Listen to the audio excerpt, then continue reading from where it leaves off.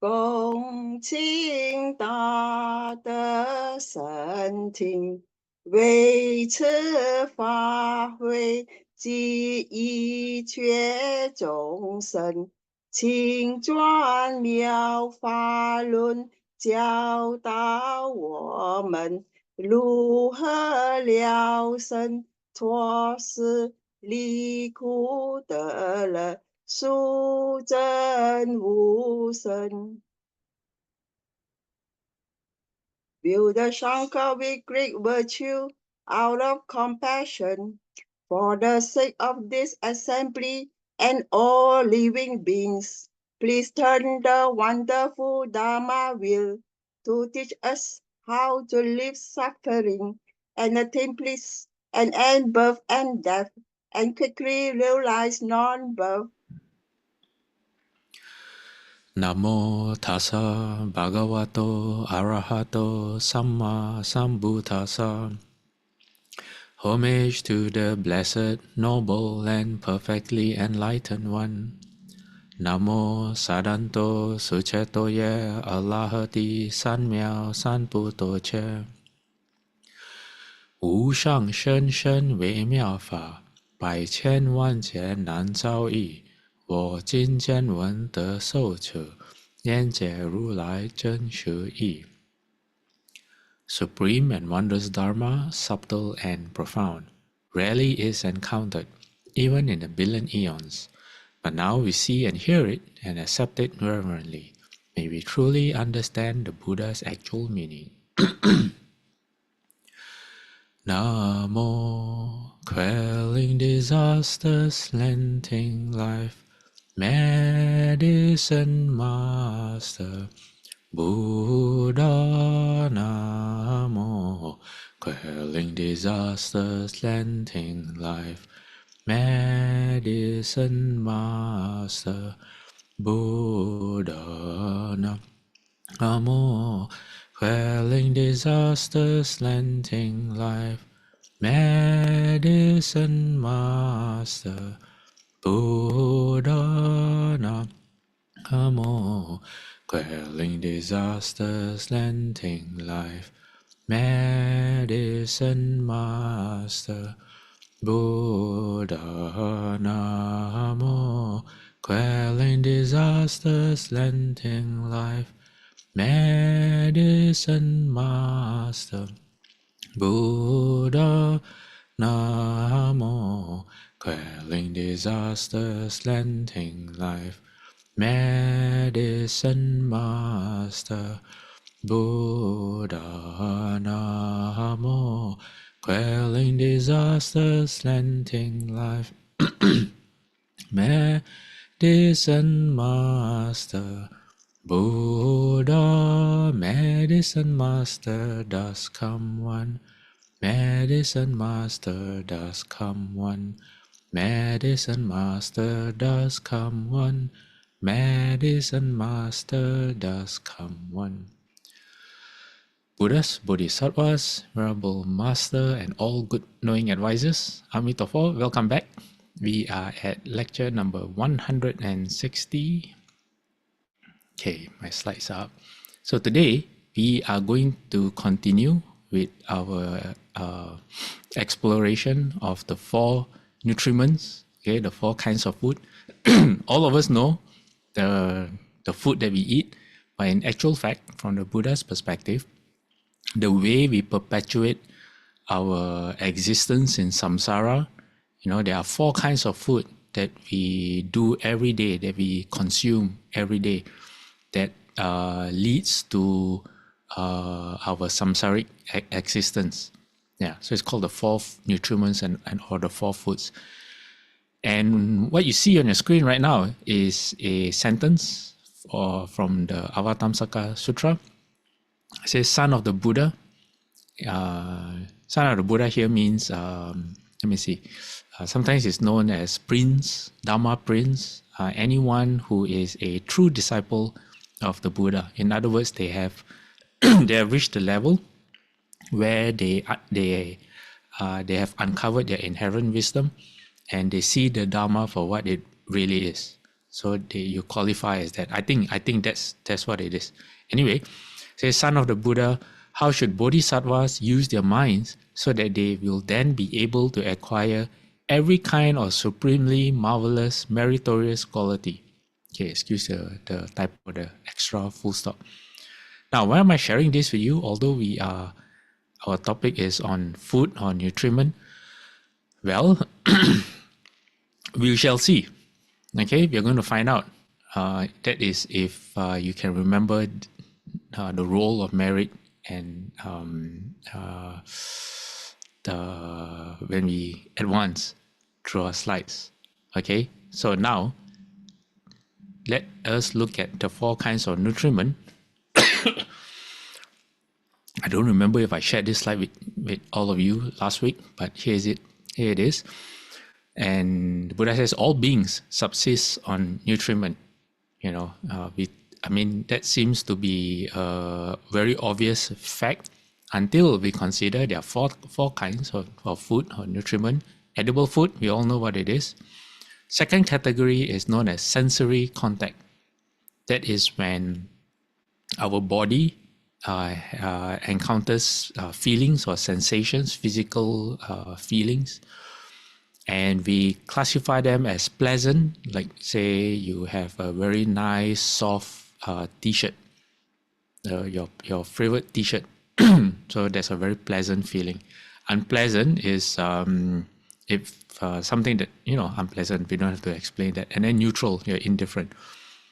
Food number 3 is known as intention or volition, and that nourishes actions of body, speech, and mind. In other words, there is karma. Every time we feed intention, we are accumulating karma. And then the 4th one, or the last one, is known as our consciousness. And what does consciousness do? It feeds our mentality, meaning our current existence, and corporeality, our body, our mind and body. So number 4 also refers to our 5 skandhas, or the 5 aggregates, what we think is to be the self, which is the cause of all our problems. We mistake our 5 skandhas to be the self. All right? Okay. Now, this I know I shared with you last week, okay, from the Supawasa Sutta, where the Buddha concludes the sutra with this verse: pain in the guise of pleasure, the dislike in the guise of delight, suffering in the guise of happiness overpower the negligent. It means if you're not careful, we tend to know this as our short memory, because Supawasa was a lady who was pregnant for 7 years. She had a horrible time, pregnant for 7 years, and something to do with the number 7 for Supawasa. She was in labor for 7 days, full of pain. It wasn't a comfortable experience for her. And the Buddha was able to help her finally deliver the child. And when she sought the Buddha's help, all she wanted was an end to suffering. She said, I want to end suffering. I want nirvana because this is too much suffering. So if you want to expand that, when we talk about the middle way in Buddhism, the middle way, people think, oh, middle way means instead of eating too much or eating too little, I eat just enough. That's the middle way. That's not the middle way. Middle way means not falling into thinking everything is fated on nihilism, or nothing exists after death, or everything is fated. And the other extreme, which is nihilism and that things are permanent. So those two are extremes of how people see existence. So middle way means in the middle. But what happens is that for most people, when they have encountered suffering, they want it to end. So in like Supawasa's case, when she was suffering, she wanted it to end. So that is one aspect of the extreme, which is not the middle way. The other extreme is when life is too good and you want it to continue and you don't want to die. You have too much pleasure from life. That's the other extreme. Okay, so what happened to Supawasa after she gave birth? she invited the Buddha and the monks for 7 days of food. And on one of those days, she saw her son, her newly born son, but was already 7 years in the womb, talking to Venerable Shariputra.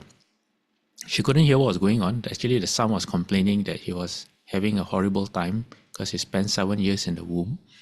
But when she saw the son talking to Venerable Shariputra, she became so proud that the Buddha asked her if she wanted more children. She said yes. She totally forgot of her 7 years plus 7 days of agony. And she said, yes, I want 7 more children just like my son. So hence the Buddha's verse. Okay, all right, now.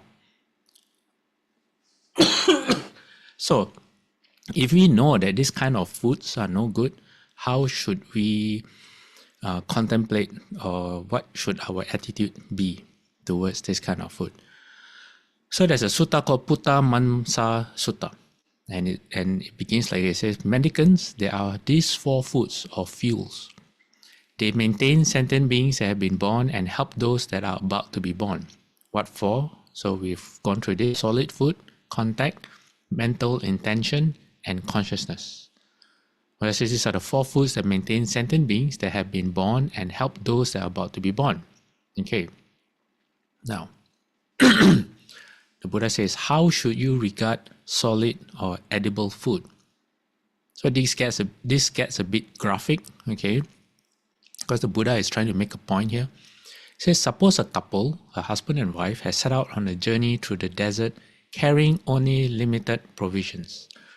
They have with them their only son, dearly beloved by them. Now, their limited stock of provisions ran out, but there was still a stretch of desert not yet crossed. So they haven't finished the journey yet, but they totally ran out of food. Then the two thought, should we not kill our only son, so dearly beloved, prepare dried and roasted meat, and eating our son's flesh, we may cross in that way the remaining part of the desert, lest all 3 of us perish. Okay, now, he says, and these 2, husband and wife, killed their only son, so dearly beloved by them. Then they ate their son, and while eating their son, they were crying, where are you, our only and beloved son? That might seem a bit silly. Why would you kill and then wonder? But they're wondering, where has the son ended up? That means, has he been reborn? You know, did he go to the heavens? So the Buddha asked the monks, what do you think, O monks? Will they eat the food for the pleasure of eating, for enjoyment, for comeliness sake, or for the embellishment of the body? That means to make yourself look good, to fatten yourself. Then the monk said, certainly not. You know, they told the Buddha. And then Buddha said, will they not rather eat the food merely for the sake of crossing the desert? And the monks agree. He says, so it is. So the Buddha said, in the same manner, I say, O monks, should edible food be considered. If monks, the nutriment edible food is comprehended, the lust for the 5 sense objects is thereby comprehended. 5 sense objects here means objects of sight, sound, smells, taste, touch. Yeah, that's 5. And if last for the if you comprehend the 5 sense objects, there is no fetter and chain by which a noble disciple might come to this world again. That means you are free. Okay, now this story, there are 2 versions. The proper version, which is the actual long version. This version is slightly different. The actual long version is the same: a couple and their child trying to cross the desert, and they ran out of food. But actually what happened was the man, the husband, the father, he volunteered himself. He said, he told the wife, he said, no, you should, he said, we are not going to make it unless I sacrifice myself so both of you can survive. Then the wife said, well, you know, over here I'm totally useless as well. I can't fulfill the duties of a wife or a mother. So why don't I be the one that is sacrificed so you and our son can survive, can what did I say? Why don't I sacrifice myself so you and our son can survive? Yeah. And so they didn't know how to resolve the problem. They didn't think about eating the son. Yeah. Then later, oh wait, let me see. Then they decided, oh no, actually they should. Okay. Sorry, I'm such a terrible storyteller. All right. So the wife wanted to sacrifice herself, and then the husband said, well, if you sacrifice yourself, who's going to take care of our son? So the husband is not a very good father, doesn't know how to take care of the son. Then they finally decided, okay, they're going to eat their son, but they couldn't bring themselves to do it. So the father couldn't do it, so he sent the son to the mother. He said, go and see your mother. The mother couldn't do it, so she sent the son to go and see the father. Now, because they had ran out of food, the son was so weak and he was sent back and forth by the parents that on one of his back and forth trip, he died. So they said, oh, okay, well, they didn't say problem solved, but they didn't have to kill the son with their hands. And but so they said, okay, we can always have another child. So that's the longer, more accurate version. Okay. So what is the Buddha trying to say? The Buddha is trying to say, if you truly understand the nature of food, you won't see any enjoyment in it. Because if you truly understood, you will see that it only leads to suffering. So the Buddha is not saying don't eat, okay? Don't eat as in eating will accumulate karma. That's a view of the Jains. The Jains have a very, black and white view of karma, to the extent that if you look at the Jain teachers, they have a piece of cloth covering their mouth and their nose. This is so that when they breathe, they don't inhale in those little little beings that are floating in the air. And Jains have a more strict diet than Buddhists. They don't eat the 5 pancham plants, but they also don't eat anything that grows under the ground. So any roots like potatoes and carrots, things like that, they don't eat. Why? Because when you have to harvest those roots, they say that you are harming the insects that live in the ground. So they have a very extreme view of that. So to Jain is the ultimate. And to them, they think that the more you consume, the more your karmic affinities with the earth, and the more karmic seeds that you plant for rebirth, which is not shared by Buddhists. So to them, for Jains, actually the ultimate aim is not to eat.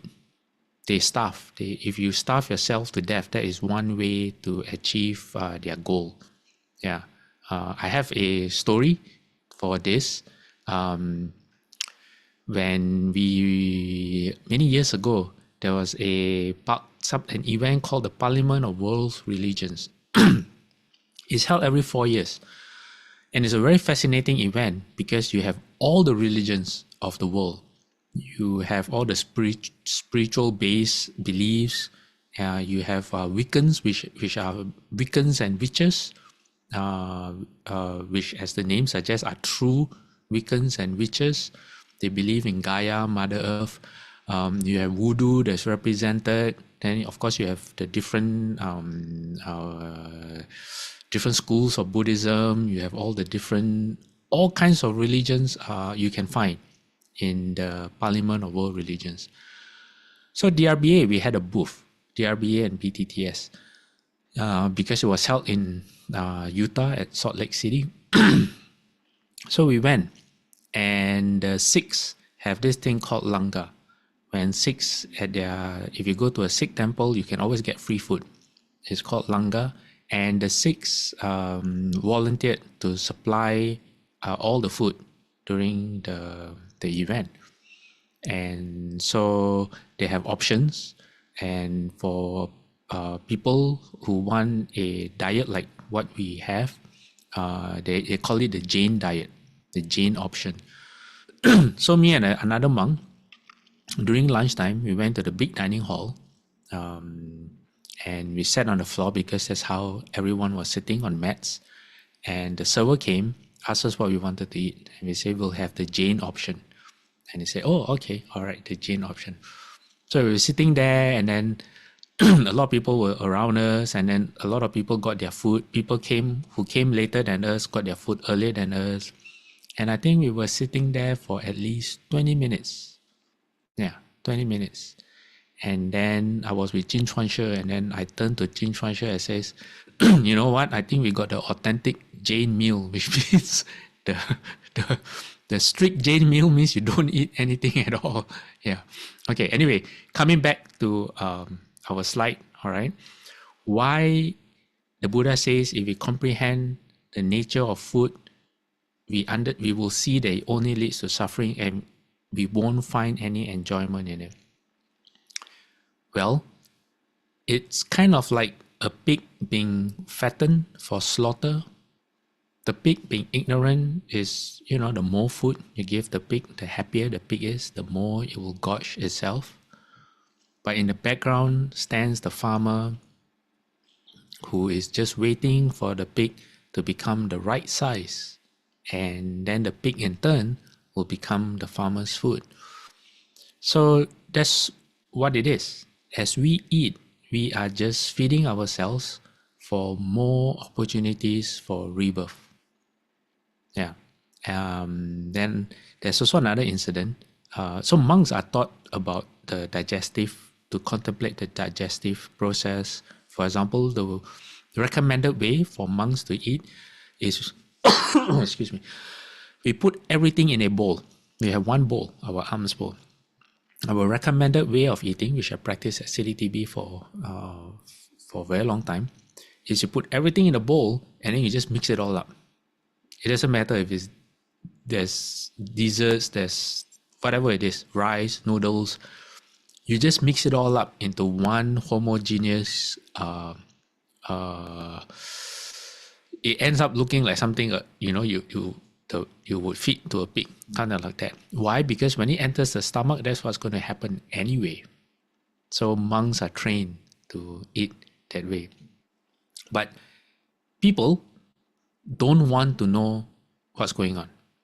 So I remember as we were novice, there was a very fascinating exhibition called Bodyworks, BODYWERKS. It is where there was this German, I'm not sure what was his background, German scientist. What he would do is he would take cadavers, dead bodies. He would inject the bodies with like a silicone kind of thing, which would then harden. The silicone will be in liquid form, will travel in all the blood vessels, into the muscles. And then what you would have would be, for example, all the blood vessels from a body, or a dissected body showing all the layers of muscles. And there was a documentary showing at that exhibition. And in that documentary, part of it, they inserted a camera down the throat, somebody's throat. Well, I think it was one of those things that you swallow. And the camera showed what it was like in the stomach, and then it moved on into the intestines, the small intestines, and then the large intestines. And there was a group of women behind me, and they were saying, oh, no, too much detail. They don't want to know, too much detail. They don't want to know, they don't need to know. Yeah. So that's how we are. We just happily look at the surface, but we don't go deeper, either into our bodies or into what we are doing when we deal with food. So like I say, it's not about not eating. All right, we can't not eat because we have to eat. A healthy body enables a proper practice. It helps us attain our goals. But we should eat to live rather than live to eat. So instead of developing the habit of food as pleasure, food should be just a means to an end. And this is kind of important because the habit, or the habit, our mindset towards food, if we don't deal with it in this life, then when we come back in our next life, if you don't get to the Pure Land, for example, that habit stays with you. And how you see food right now will be how you see food then. Okay? So depending on how someone sees food, they can be a step or a few steps closer to ending suffering, or they could just make things worse for themselves, or just start back square one. And in terms of food, this whole life is kind of wasted. You don't gain anything from something that you do 2 or 3 times a day. Okay, now moving from food, let's move to contact. So the Buddha says, how should contact be considered? And Buddha says, suppose monks, there's a skin cow. Skin cow means no skin, all right? The skin has been pulled from the cow that stands close to a wall. Then the creatures living in the wall would nibble at the cow. And if the skin cow stands near a tree, then the creatures living in the tree will nibble at it. If it stands in the water, you get the idea, okay? So what the Buddha is trying to say is that no matter where the cow goes, it is exposed not only to the elements, but also to little creatures that's going to feed on you, okay? Now, a cow is already helpless against insects that bite, and cause the cow discomfort. The only thing the cow has is his tail, and his tail only reaches to very few spots that the cow has. Now imagine if the cow loses the protection of its skin. So the Buddha says this is how you should regard contact as feel. So what this means is that through our senses, we have a constant, unending stimulation of stimuli, always through our senses. It doesn't end. In all our states of mind, it is always present, even in dreams, because the mind keeps on creating its own sensory objects. So it never ends. So we know the result of edible food. Okay, we have to go to the toilet. But what is the result of contact? The result of contact is feelings. There are 3 kinds of feelings. All right, there is pleasant, unpleasant, and neutral feelings. So in our everyday life, we are always seeking for something. In terms of our experience, we would always like new things to see, like movies or new places to go to, or a change of scenery. It might be the same place that we've gone to, but we see it as a change of scenery, as a vacation, new food to eat. We seek comfort, anything that we equate with pleasure. All right, but sometimes we have no control. So whether it's pleasant, unpleasant, or neutral may not be entirely up to us. So what happens is this. What is wrong with the 3 kinds of feelings? Okay, let's look at neutral feelings. Neutral feelings, for most people, if you're not used to it, it just means you're bored. You can't stand it. You need to find something to do to occupy your time, because if not, you might go crazy. You can't just sit there. So it's how you say, it's like there's no joy in life. There's no joy or meaning in whatever it is you're going through. That is a neutral feeling. So sometimes you could be jobs, relationships, friendship, personal life. In movies, there are occasions where kings or emperors become very bored, and then their cooks have to constantly think of new dishes to make the king happy, like that. All right. So neutral feelings are actually not pleasant, and it just makes you just can't sit still, kind of thing. You feel like you should be doing something. So it's a form of suffering. Now, unpleasant feelings. We all know what unpleasant feelings are. Okay, it's things that causes us suffering, or we just want it to stop. But that is only half of it. Okay, the other half is that it pushes us towards desiring something we don't have, which is either wanting it to stop or for example, like the conditions changing, but it also creates more desire for us towards pleasant feelings. Or at the very least, like the saying, beggars can't be choosers. Some people might be satisfied even with a neutral feeling. Okay, so that's what's wrong with unpleasant feelings. It creates there's two sides to unpleasant feelings. Now, you might think, moving to pleasant feelings, that there's nothing wrong with pleasant feelings. However, pleasant feelings only last for a short while. Okay, or sometimes it may last longer, but it does not last. It's impermanent because that's just the nature of conditioned existence. Conditioned existence means it requires certain conditions to come together for you to create a pleasant feeling. And when one of those, all it takes is for one of those conditions to stop or to change, and any satisfaction or contentment that you might have, any enjoyment will disappear. And now you crave for more. So it's kind of like, you have a baby or a young child, and then you give the child a toy, and the child is happy. The child has a toy to play with, very happy. And then you take away the toy, and now the child is unhappy. But before you gave the toy to the child, everything was fine. The child was happy in his ignorance. But after getting the toy, now a pleasant feeling appears. And if the child gets bored with the toy, you have to take away the toy. Guess what? You get a crying child. So that's what it's like. Now, too many pleasant experiences are also no good. Usually when we try something for the first time, we don't have any discernment yet. We don't know, we can't tell between good or bad. So the first time, if it's a pleasant experience, it's always a memorable event.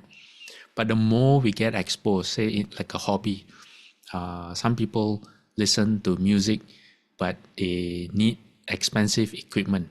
But they don't start off that way. It creeps gradually. Same with any other hobbies like cars or food or wine. Some people get into wine. Or fashion, as your taste evolve, so does your, the old things that used to make you happy, now you want better or larger or more refined, whatever it is. Yeah. So the problem with pleasant feelings is that it doesn't last, and then now that you're used to pleasant feelings, you want more of it. You want it to continue. Too much of pleasant feelings becomes torture.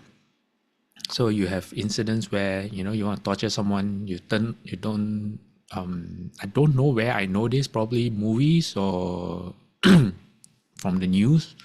You leave the light on for prisoners. You don't turn off the lights, or you have music blaring, but you have the same music, very irritating music blaring all the time. It doesn't stop, and that constitutes as torture. Too much contact. All right. Now moving on to intention. At this moment, does anyone have anything you want to clarify or ask? No?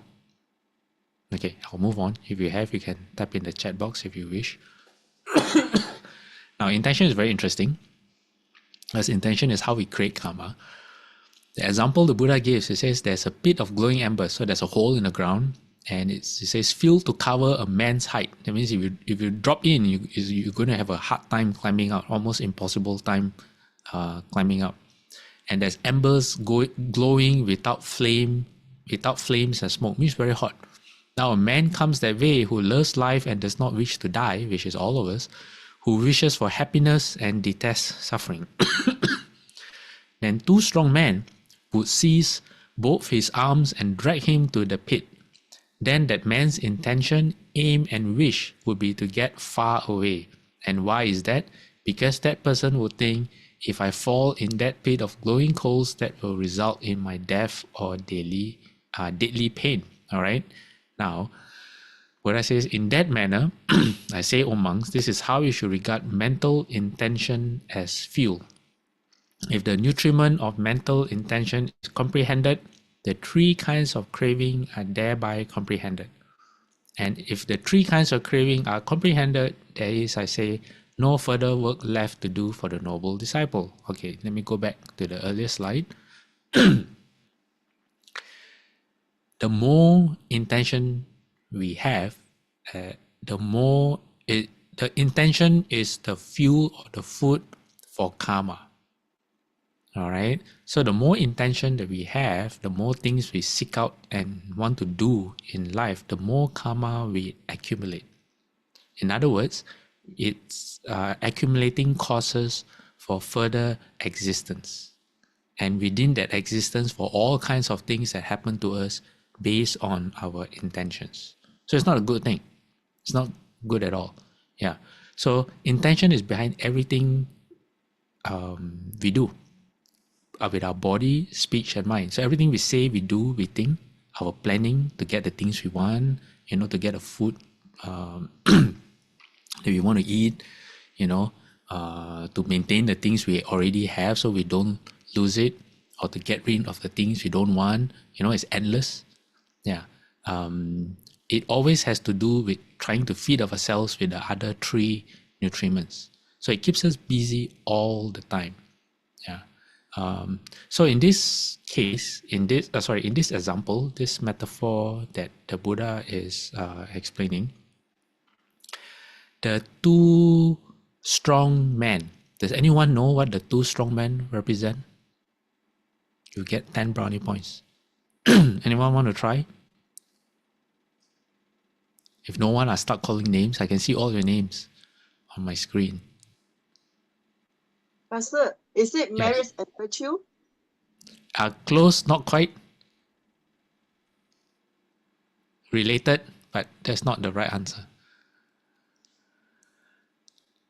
Anyone else? I'm going to call Gary. Is that Yes, the Ron. urge?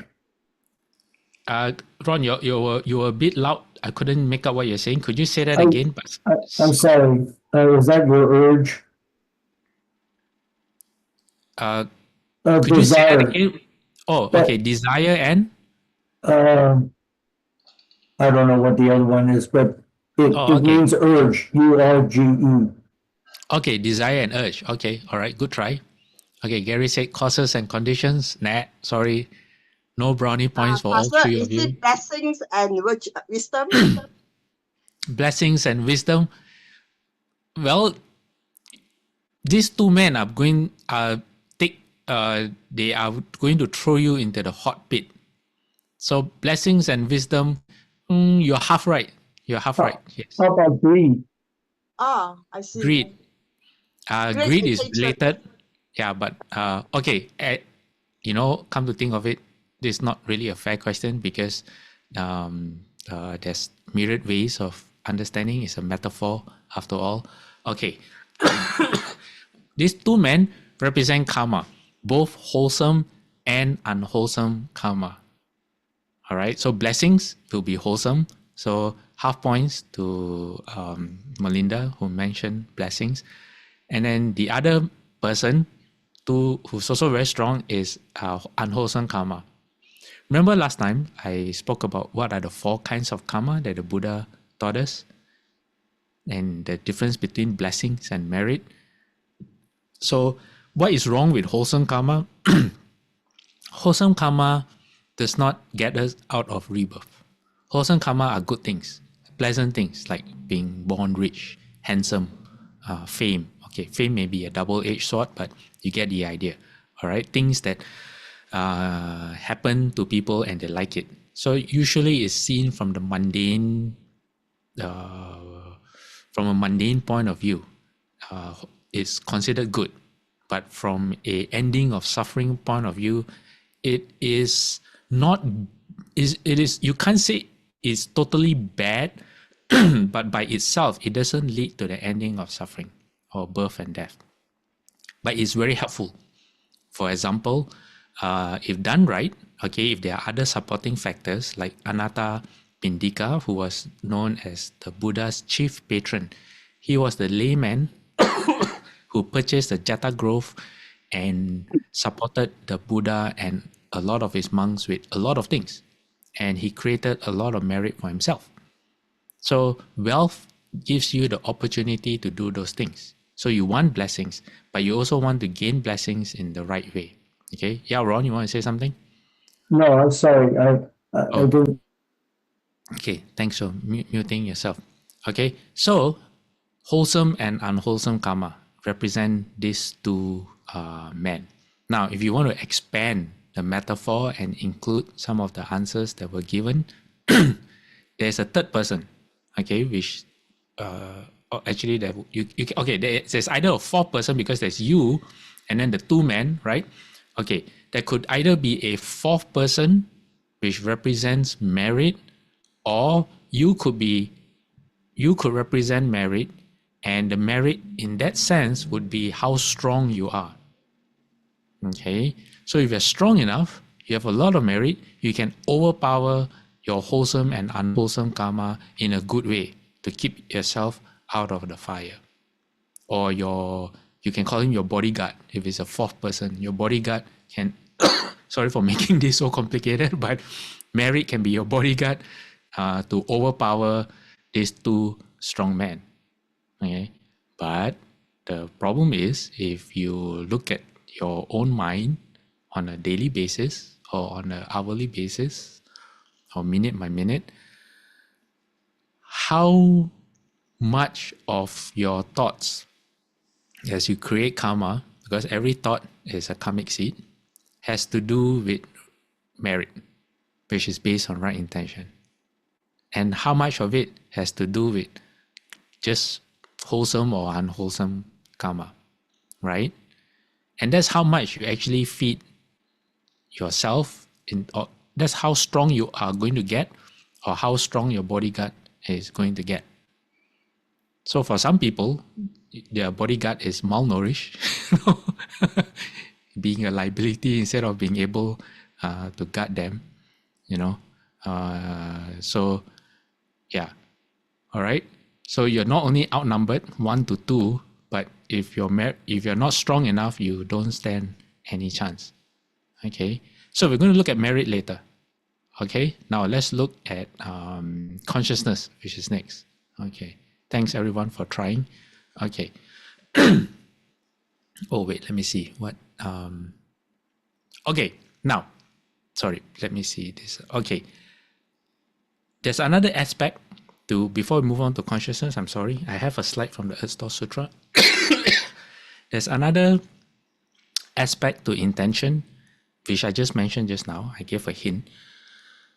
In our everyday lives, how many things we say, do, and think that has to do with practice to end birth and death, compared to everything else. Okay, everything else from waking to sleep that we have to, regardless of whether it's our responsibilities to our family and all that, right? So that's why in the Earth Store Sutra, and this is from the Earth Store Sutra, the Earth Store Sutra, Earth Store Bodhisattva tells the Buddha, it says, "World Honored One, I see that almost every motion and stirring of thought of the living beings or Jambudvipa is an offense, and that those living beings lose the benefits they have obtained, many of them retreating from their initial resolve." This is what it means. Well, okay, offense may be a very strong word, but from the point of view of Mahayana, it just means that it brings us into further rebirth rather than taking us out of rebirth. Okay, so now if you read the Earth Store Sutra and you come across this, you will understand what it means. We can't help this because we can only use our conscious mind, our sixth consciousness. So this is not something we can help, but we can come very close by adjusting our perspective and excuse me, creating merit instead. Okay, so Shufu, what he says about this, he says, let me hold on, let me get something for my throat.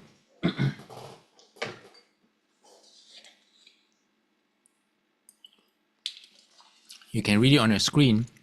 It says, when living beings in Jambudvipa generate thoughts, They usually commit offenses because most of their thoughts are motivated by greed, desire, jealousy, obstructions, and arrogance. But sometimes it's not even that. It can be for good reasons, like helping people, but without the right intention. Like, for example, there are a lot of non-Buddhists that do a lot of wonderful work in helping other people. But what they get is a lot of wholesome karma, but not merit, because merit has to do with ending birth and death, and they don't know about ending birth and death unless it comes naturally in them. So that's included in this as well. So it says proper thoughts respect those who are better in something than oneself and aid those who are less. Oh yeah, that's just what I said. Because we beings have not resolved to act in this fashion, our thoughts almost all constitute offenses. All right? Okay. Now, coming back to our 4 nutriments, we now come to consciousness. The Buddha gives this example. It says, a bandit, a criminal, was arrested, and the king's punishment was a strike of 100 spears. Then at midday, the king would say, my man, how is that man, which is the prisoner? And if he finds out he's still alive by some wonder, the king will say, strike him again with 100 spears. Then late in the afternoon, the king wants to know if he has died or not. He says, oh, he's still alive? Okay, strike him again with 100 spears. So how do we understand consciousness? Consciousness refers to our sensory cognition when our senses connect with the sense objects. So it belongs to our mind, our 6 consciousness. Our ear, eye, nose, tongue, body, and mind consciousness. So there's 6 of it, all right? Now the Buddha says, what do you think mendicants would that man experience pain and distress from being struck with 300 spears a day? Says, sir, that man would experience pain and distress from being struck with just 1 spear, let alone 300 spears. So the Buddha says this is how you should regard consciousness as fuel. So sometimes we find ourselves being unable to sit still. You can't just sit still. You have to look for something to do. Some people leave the TV on in the background or check the phone. The phone does not vibrate, does not light up, does not do anything, does not make any sound, but yet you just check the phone just to be sure. How do I know that? Because, well, from self-experience, yes. Now, from a meditative point of view, okay, if you sit long enough and you have some skill in your mind being a bit quiet, or you're very patient, you will experience a certain peace and quiet if you haven't entered the dhyanas yet. And even then, when you, if you can detect your consciousness arising, say you hear a sound and you follow after yourself in what happens within yourself as you cognize the sound, you will start to realize that in comparison to the peacefulness of being quiet, of a quiet mind, anytime your consciousness moves, it seems really coarse. It's very obtrusive. It's very unnecessary. It's filled with ignorance, because you will see yourself. If you hear a sound, it's like, wait, was that a siren, or was that the TV, or was that an alarm? You will see your consciousness trying to figure out what's going on. So it's basically very ignorant, and you see it's very endless. It doesn't stop. It's uncontrollable. It has a life of its own, and you see the damage that it does to your mind. Yeah, it's very depressing if you can observe that. Yes, Ron? Well, sure. I find this really interesting, but I kind of lost contact with consciousness. Ron, sorry to interrupt you, Ron, but could you maybe speak further away from the microphone? Okay. Actually, Thank you. okay. Sorry, I had my earbuds in, but that's still loud. How about this? Is this okay? A about the six. I'm away from my laptop now. So, Okay. All right. I was saying, I'm trying to like understand consciousness is in your six senses. Is that it? So there are six consciousnesses. There's the I consciousness. Right, Yeah. right. Okay, got it. Okay, thank you. Okay, all right. Okay, I wasn't sure I understood your question, but I'm very glad that you found your answer. Okay, so where was I? Let me see. Yeah, so in contrast to a quiet mind where your consciousness is kind of at rest, then you are able to see how the true nature of the stirring of the mind, and you will see that it's actually very unpleasant. Yeah. So that's one aspect of the suffering of the consciousness. The second perspective of understanding why we want to be in control of this is that at every moment the consciousness arises due to contact of our senses and its sense objects, it's actually considered a death and rebirth of our consciousness. And that that unceasing, unstopping nature of our consciousness leads right into our next existence when we die, without stopping. So that's what we are feeding. We're not just feeding our current experience now, we are also feeding towards our new mind and body in the future. The problem is, why are we not aware of this? Well, it happens really, really quickly. It happens very, very quickly. Okay, how quick is quickly? All right, let me share with you. Shifu says this in the Earth Sutra. If you're wondering why am I sharing so many things on the Earth Sutra, is because we just concluded the Earth Store session a few weeks ago, and they recite in Chinese, but I just read the English, and being able to read it again in detail connects a lot of lines to do with our exploration of the Dharma. So Shufu says, it is in the third dhyana that the continual arising of false thoughts ceases. So only in the third dhyana. And then Shufu says, in the single kasana, kasana is a measure of time, the shortest measure of time in Buddhism. There are 90 productions and extinctions, and in each of these there are 900 thoughts. All right. So in one kasana, there are 90 productions and extinctions, or sometimes 90 birth and death. And in each of these 90, that you times another 900 thoughts. Then when all these thoughts, when all these thoughts stop in the third dhyana, it is possible to sit for months or even years and not be aware of the passage of time. Because the perception of time comes from your mind. In such a state, there is neither time nor space, and yet one who is in it is not dead. He can return at any time, and when he wishes to do so, the thoughts no longer remain still. The thought, I am sitting in meditation, arises, and the meditator returns. So this is one example of when the mind is very calm, it can see all this happening. All right. So now we go back to one kasana. Based on this, all right, we have, in science, we have the speed of sound, we have the speed of light, which is very fast. You know, speed of sound, although very fast, is very slow compared to the speed of light, right? Now, what is the speed of thought? Okay. There is a book called the Vimutti Magga. Most people, most Buddhists know the Visuddhi Magga, or the path of purification. But a lesser known book, quite similar but not the same, is the Vimutti Magga, or the path of freedom. In it, there's a formula. Okay, it says 1 day and 1 night is 30 muhotas.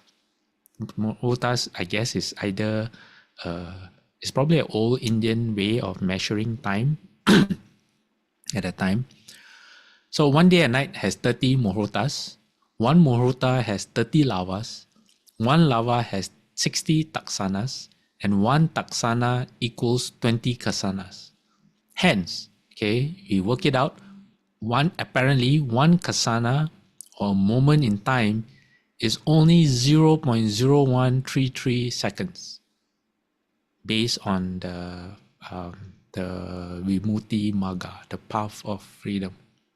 Now, one kasana is only 0.0133 seconds, but within that short span of time, there are 90 production and extinctions, and there are 900 thoughts. In other words, in one kasana, your consciousness will stir 81,000 times.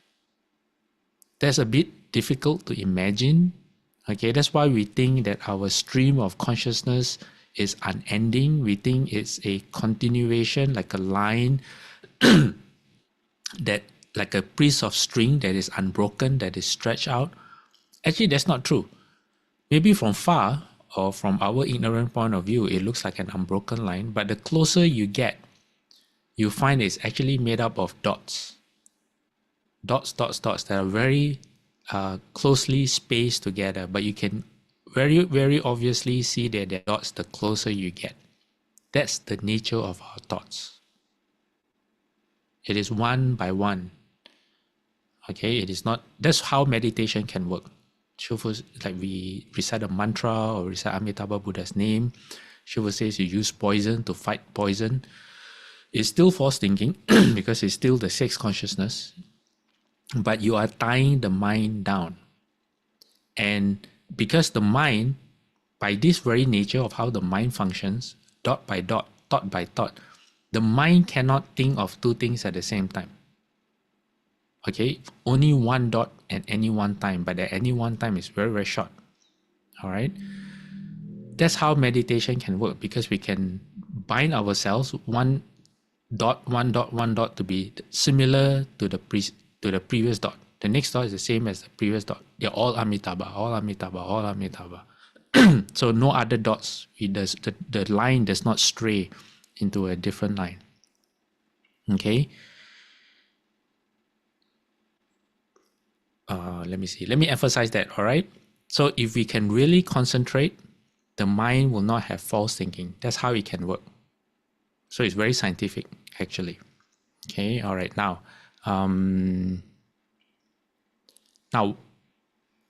let's look at another perspective of why the Buddha talks about the four nutriments. Okay, to understand it better. Ron, you have your microphone unmuted.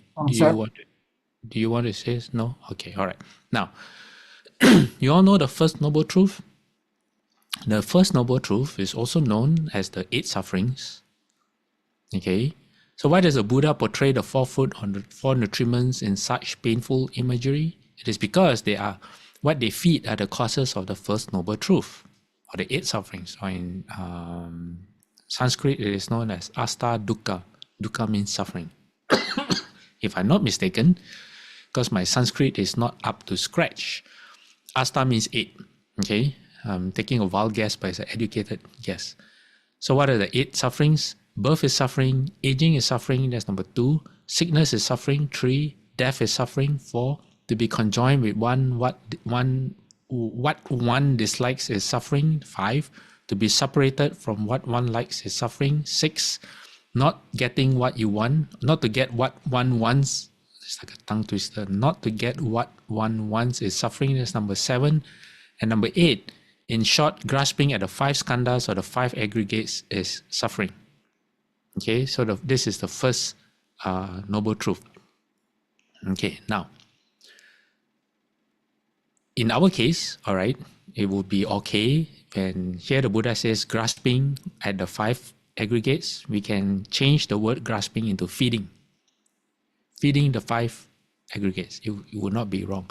In the Shurangama Sutra, Shufu also talks about the 8 difficulties which are related, because the more karma we feed, the more karma we accumulate, the more chances we get into any of these 8 difficulties, which are the difficulties of being born in the hells, or being born as a hungry ghost or as an animal.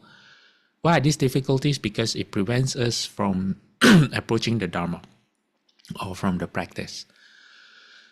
The difficulties of being blind, deaf, or mute, or incomplete mental or physical faculties that prevent us from understanding the Dharma. Number 5, the difficulty of being in Uttara Kuru. Uttara Kuru is a continent in our Saha world that has humans.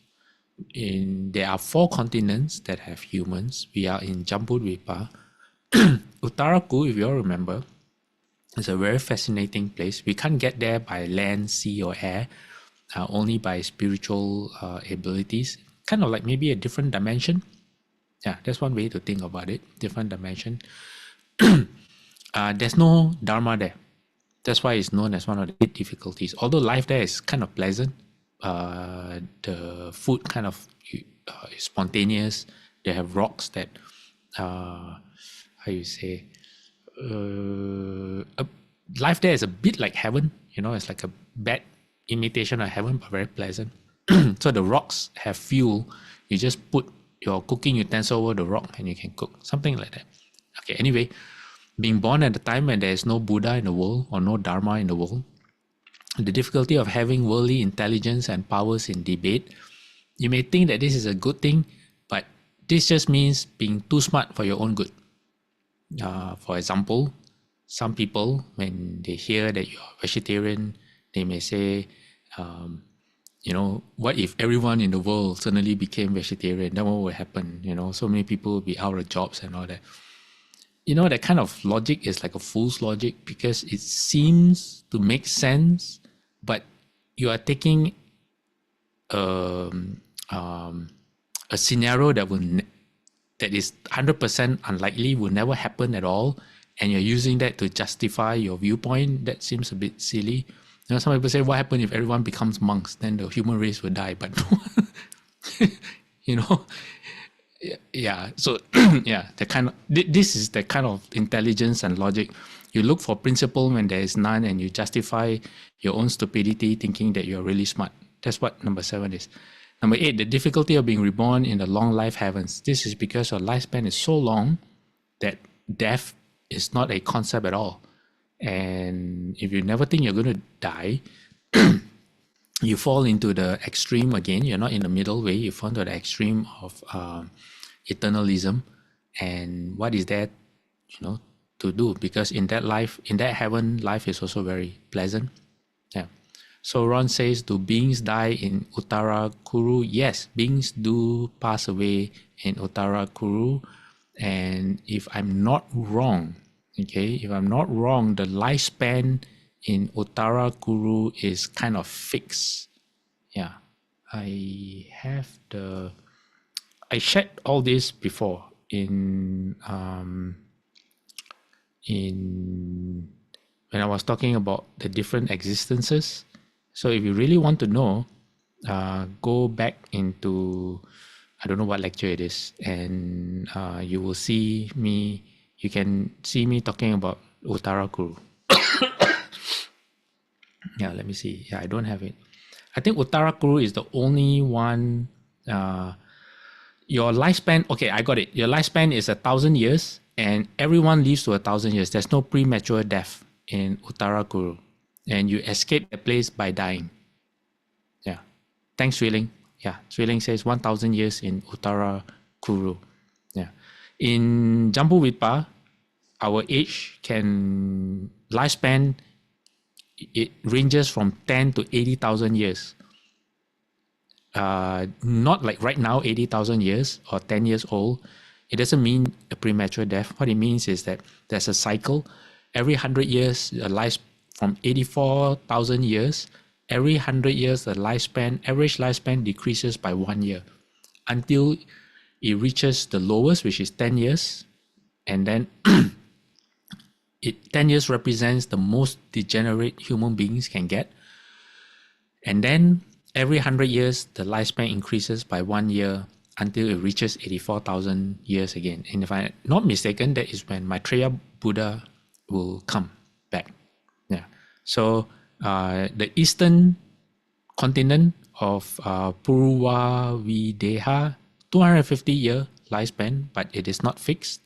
There's premature death. Godaniya, which is in the western hemisphere, 500 years. again, there's also premature death.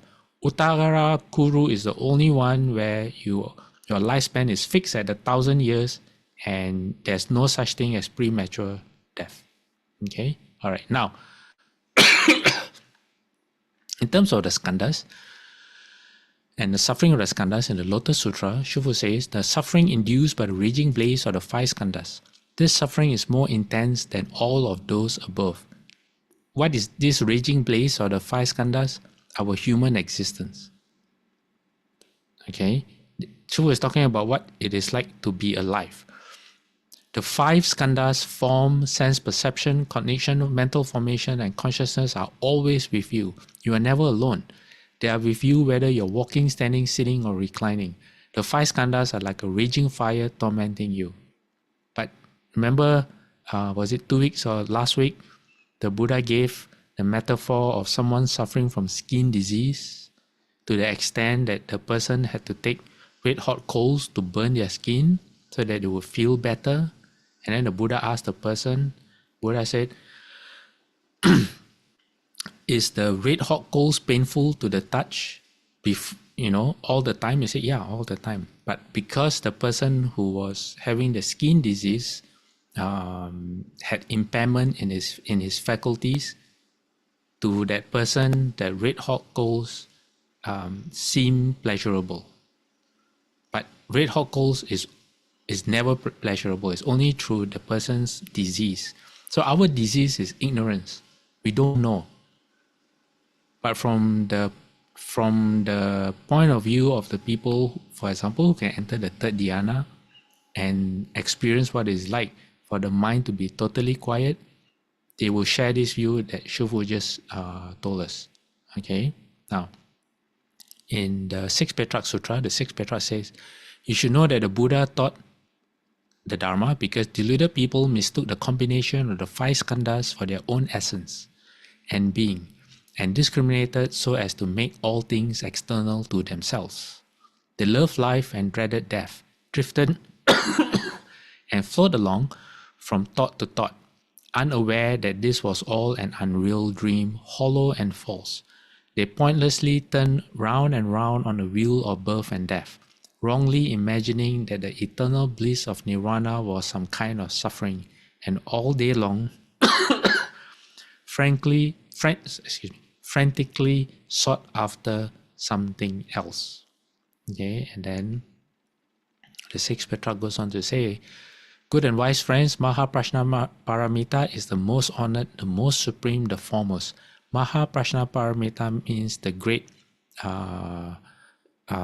wisdom. Maha is great, Prajna means wisdom, Paramita means crossing over, so the wisdom that crosses you over, the sea of suffering. It does not dwell, it does not come or go. All Buddhas of the past, present, and future emerge from this.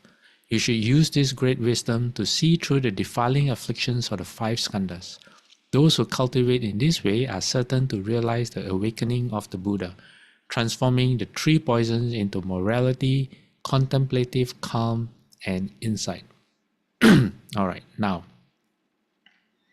if these 4 nutriments are so bad, okay, what can you do about it? We have no choice, right? Food, we have to eat. Okay, so the 4 nutriments again is solid food, contact. Contact is when you open your eyes and you see something, that's known as contact. How can you prevent contact? You can't. How can you not hear something? You cannot, right? You put something in your mouth, you have to eat. So when you put something in your mouth, how can you not taste? Right? When you wear your clothes, how can you not feel? You can't avoid contact. Right? Solid food, sure you can't avoid. Contact you cannot avoid. Mental intention is behind everything that we do. So we can't avoid that as well. You can't do nothing. You can try, but that doesn't solve the problem. It only lasts as long as you don't do anything, but you still have to do something in the end. And consciousness, the 4th consciousness comes up by itself. You can't help it, So you might be thinking, then, why does the Buddha teach us about the drawbacks of the 4 nutriments when it seems as if we are powerless? It's not. We are not powerless. The clue lies in that person when you are dragged to the pit of hot coals and then you have that merit, right? Okay, where does merit come from? Merit comes from right intention. What is right intention? Right intention must have thoughts of renunciation. That means letting go, no attachment, no desire. Not no, but lessening, okay? Loving kindness, that means happiness for yourself and the wealth and for other beings, okay?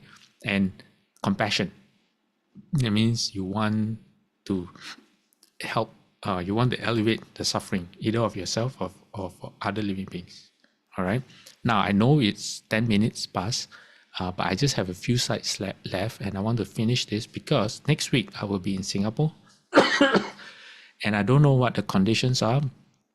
And I think it may not be very convenient for me to hold a lecture. So next week, I will be gone in Singapore for almost a week, maybe 1 week. And so for the next 2 weeks, the next 2 Sundays, I think it would be best if there is no lecture. Because my schedule in Singapore, I'm not sure if I have enough time to prepare for the following lecture. All right, so I want to finish this. Now, we come to the solution. Okay, in the Avatamsaka Sutra, the Flower Adornment Sutra in chapter 11 is known as the Pure Conduct or Pure Practices chapter. It's about how a bodhisattva, I'll just read, okay? It says, at that time, foremost wisdom bodhisattva asked Manjushri Bodhisattva, it says, O son of the Buddha, how does a bodhisattva attain skillful means associated with the aggregates, skillful means associated with the sense realms, skillful means associated with the sense spaces, skillful means associated with condition arising, with the desire realm, with the form realm, with the formless realm, with the past, present, and future. Okay, what are all these? We know skandhas, okay, we talked about skandhas already. Sense realms, sense spaces is our eyes, ears, nose, tongue, body, and mind.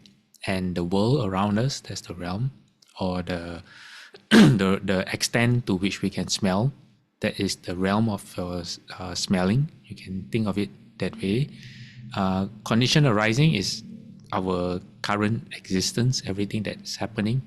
Desire realm is our realm. Okay, form realm is the higher heavens. Desire realm is from the hells all the way up to the 6th desire heaven. That's the desire realm. The form realm is the heavens of the 1st dhyana all the way to the heavens of the 4th dhyana. Okay, and then the formless realm is the last 4 highest heavens in the 31 possible existences in samsara. Okay, so in other words, it's asking how can you navigate yourself. So at that time, Manjushri Bodhisattva answered, he said, good indeed, son of the Buddha, it is because you now wish to benefit the many, who? Us, all right? Wish to provide the many with peace and security, wish to take pity on the world, and wish to bring benefit and happiness to both devas or gods and humans, that you have asked about the meaning of matters such as this. And that's why we have our answer here. All right? Thanks to foremost wisdom Bodhisattva. Son of the Buddha, how should they use their minds so that they will then be able to acquire every kind of supremely marvelous, meritorious quality? All right, now I'm going to give you a taste. If you want more, you have to read the chapter yourself. What this covers is as you go about your daily life.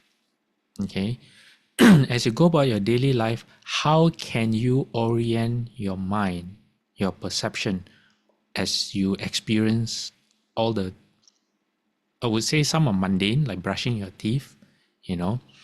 How do you turn it into an event that is meritorious? Okay, so how can you strengthen your bodyguard, or better still strengthen yourself? So when those 2 strong men come to grab you, they can't move you at all.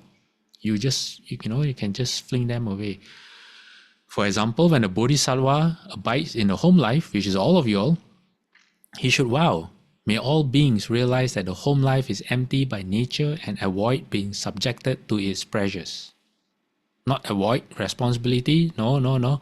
It just means don't let the pressure get to you until you cannot fulfill your responsibility. In other words, how to be a good father, husband, wife, mother, daughter, son. When engaged in filial service to his parents, he should vow, may all beings skillfully serve the Buddha and protect and nurture all beings. When together with wife and children, or husband and children, he should vow, may all beings treat adversaries and intimates equally and forever abandon desire-based attachments. I guess maybe some partners are more like adversaries, some are more of a loving nature. So you get the idea, right? Okay, now how do we use this? It's a way of thinking. What way of thinking? Well, people start off with these practices. Monks have this. Okay, monks, as we go about our daily life, we memorize this, or we are supposed to memorize this.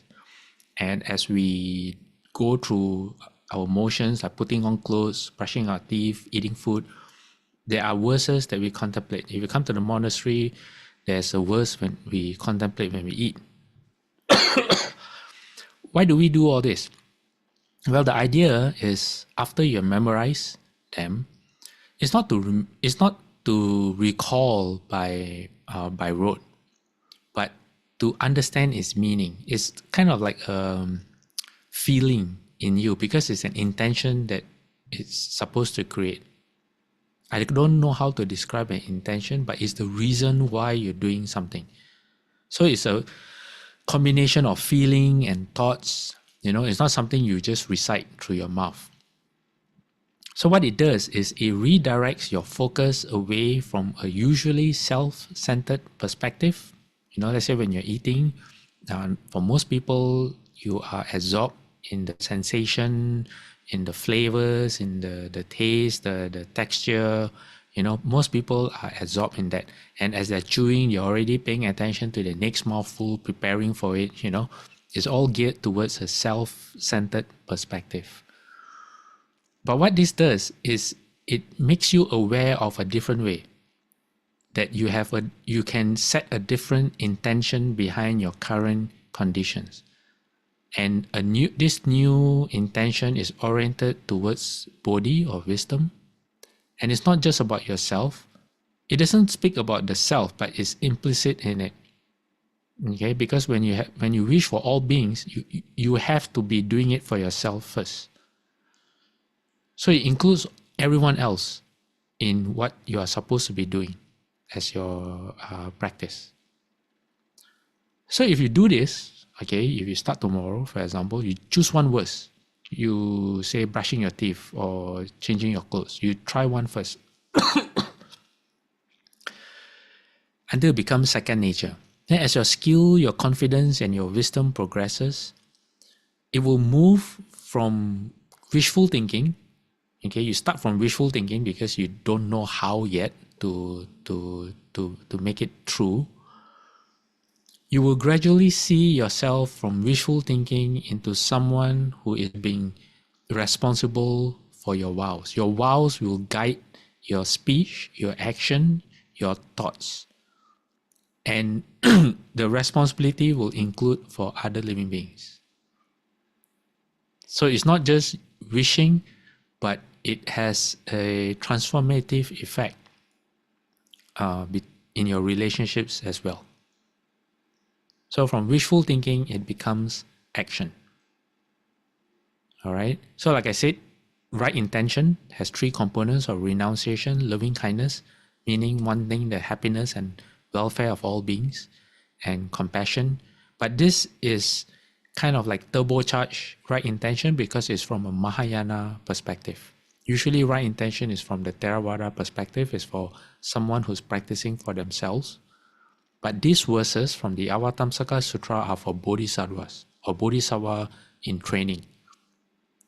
So it's from a Mahayana perspective. So as you get used to the idea of using these verses in your everyday life, there is nothing to stop you from creating your own. Okay, once you understand the principle behind it, as long as you follow that formula or the trend, you can create your own, because the conditions that you find yourself in will be unique to yourself. The way you see certain things will be unique to yourself. Like if you see a homeless person, the nature of your loving kindness and your compassion that arises will be unique to you. That's why if you look at the Bodhisattvas and the Buddhas, they are different. They have different vows. I mean, they're all same in one sense. They all have 32 hallmarks, for example. Their Buddha lands are all similar, but they get there through different vows. Why? Because they are all individuals, all with different sets of accumulated karma. So feel free to create your own. You'll get used to it. If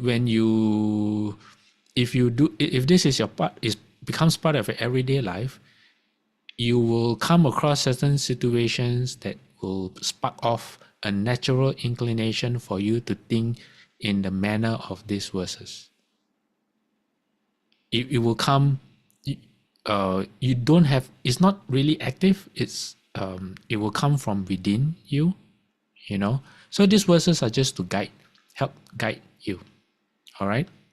So there are verses like this. When acquiring the objects of the 5 kinds of desire, that means our sense objects, you vow, may all beings pull out the arrow of desire and acquire the ultimate peace and security. May all beings, when in social gatherings, you go to a party, may all beings find their pleasure in the Dharma instead, and realize such entertainments are unreal. When you go back to your home or in your palace, you say, may all beings enter the grounds of the Aryas. Aryas are the Arhats, and rid themselves forever of defiling desires. Okay, so because we are at time now, I just wanted to finish this. I still have a few more slides to go, but they're all the same, as in they're all this. So you look up Avatamsaka Sutra, chapter 11. And if anyone needs, you don't have a copy, let me know. I will share what I have with you. All right, but you don't have to restrict yourself. This is just a guide. Okay, you have to work from where you are right now as well, because some of this may be alien to you. Because it's not. It's just a guide. It's meant to inspire. Inspire what? Inspire you to come up with your own. All right. Okay. Now, Melinda had a question. When is it right to consider yourself a disciple of the Buddha? Okay, technically, you can say that when you take refuge, you are a disciple of the Buddha, or when you follow the Buddha's teachings, you are a disciple of the Buddha, or when you take the 5 precepts, you are a disciple of the Buddha. As far as the Buddha is concerned, it doesn't care. Okay, no matter what you consider yourself to be, the Buddha considers you as his disciple. Not only that, not only the Buddha considers you as a disciple.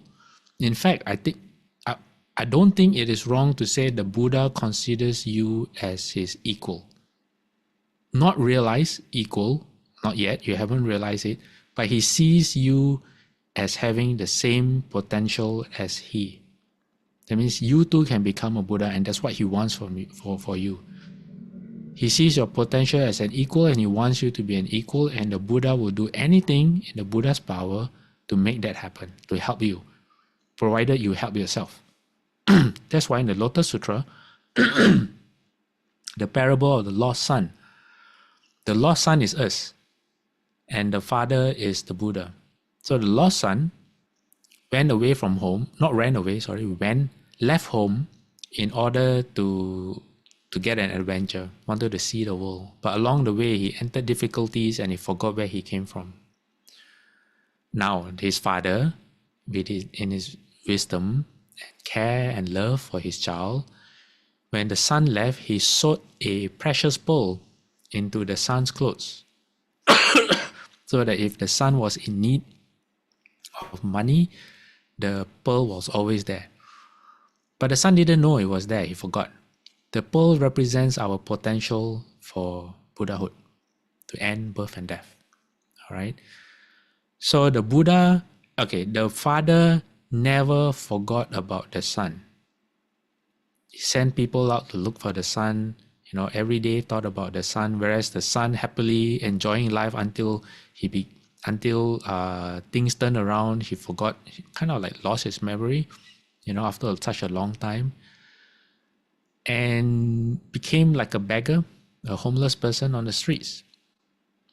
And one day the father finally found his son, but the son didn't recognize the father. The son just felt as if he was a beggar, he's not worthy of anything.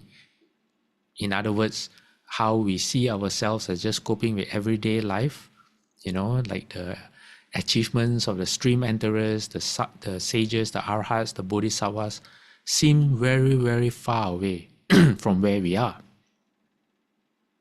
So the son, when the father approached the son couldn't take it. He said, "Why is this rich man trying to help me? Must be something wrong." The son ran away.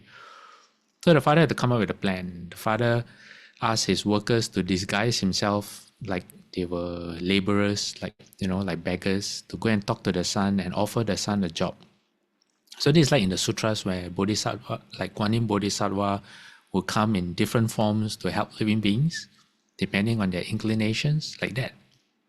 So the Buddha, the father, which is a metaphor for the Buddha, sent his servants to bring the son back to the house, but to work as a stable boy in the lowest job imaginable, which is shoveling the dung from the horses or the cows in the stable, animals. Yeah. And if the father wanted to go and speak to the son, the father would also disguise himself with dirty, tattered clothes so the son would feel comfortable. And slowly, with a lot of effort, a lot of patience, a lot of care, the son began feeling more confident in himself, building confidence in himself, got more and more responsibilities. Until one day, the son was managing the finance on behalf of his father, who he didn't know was his father. And when the time was right, the father revealed in front of the kings, because the father was the richest man, something like that. And so in front of a whole party of the king or kings and all the ministers and all the prominent people in the land, when the son had built up enough confidence, he revealed to everyone and to the son that he was actually his long lost, the man was actually his long life son. And now everything that belonged to the father also belonged to the son. So no matter who you regard yourself as, whether you have taken the precepts, whether you have not taken the precepts, taken refuge or not, the Buddha already regards you in that way. So don't worry about it, Melinda. But if you want to get technical, well, usually it is someone who is aware that they become a disciple of the Buddha by taking refuge, for example. Yeah. Like from the Buddha's perspective, he sees things differently, whether you know it or not. Okay. Ron asks, what does the grounds of the Aryas, the grounds of the sages? Aryas means the sages. Usually includes the first stage Arhat to the fourth stage Arhat. Okay. All right. Sorry for taking up so much time. I just wanted to finish this. Now we shall, let me get the slide for the transference. So because we're alternating on the style of our sharing, transference of merit or sharing of blessings, we are going to use the Abhagiri chant. Okay, I'm going to put my palms together. Through the goodness that arises from my practice, may my spiritual teachers and guides of great virtue, my father, my mother, and my relatives, the sun and the moon and all virtuous leaders of the world, may the highest gods and evil forces, celestial beings, guardian spirits of the earth, and the Lord of Death, may those who are friendly, indifferent, or hostile, may all beings receive the blessings of my life. May they soon attain the threefold bliss and realize the deathless, through the goodness that arises from my practice. And through this act of sharing, may all desires and attachments quickly cease and all harmful states of mind. Until I realize Nibbana or Nirvana, in every kind of birth, may I have an upright mind with mindfulness and wisdom, austerity and vigor. And you can only get this if you do meritorious deeds. Okay? Alright. May the forces of delusion not take hold nor weaken my resolve. The Buddha is my excellent refuge. Unsurpassed is the protection of the Dharma. The solitary Buddha is my noble Lord. The Sangha is my supreme support. Through the supreme power of all this, may darkness and delusion be dispelled. Okay, now let us make 3 bows. Let me change my settings quickly.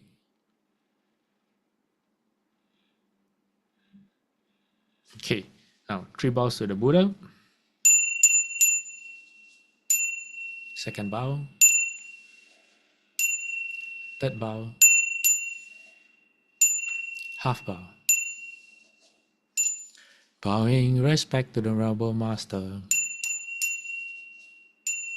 Second bow. Third bow. Half bow.